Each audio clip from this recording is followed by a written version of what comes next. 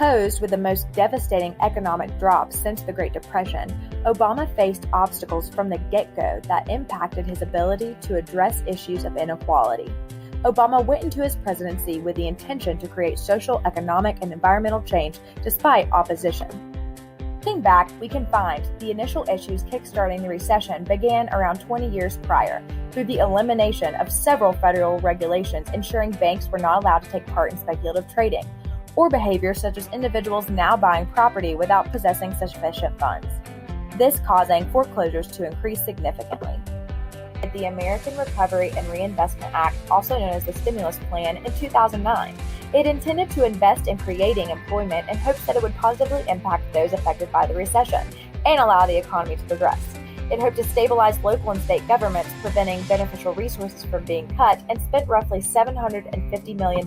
Achieving most of what he set out to do during his first year, he was not able to achieve enough increases in employment or decreases in home foreclosures. The stimulus plan had increased the number of jobs, yet not enough to end the recession.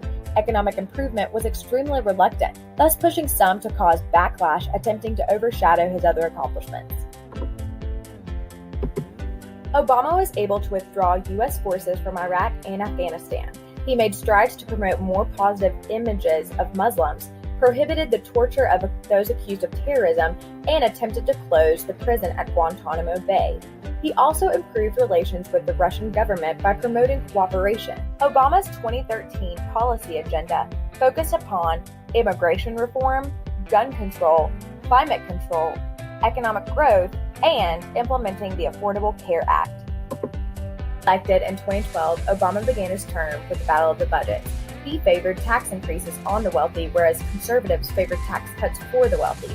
Unwilling to compromise, the government partially shut down in October of 2013.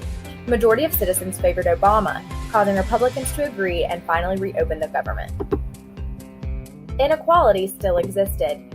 The poor were hit by the recession at a more drastic rate, especially women who were the heads of their household, immigrants, people of color, and those who were disabled, many of who lived below the poverty line. The elderly lacked access to resources, those previously incarcerated had no support, and LGBT individuals were still discriminated against.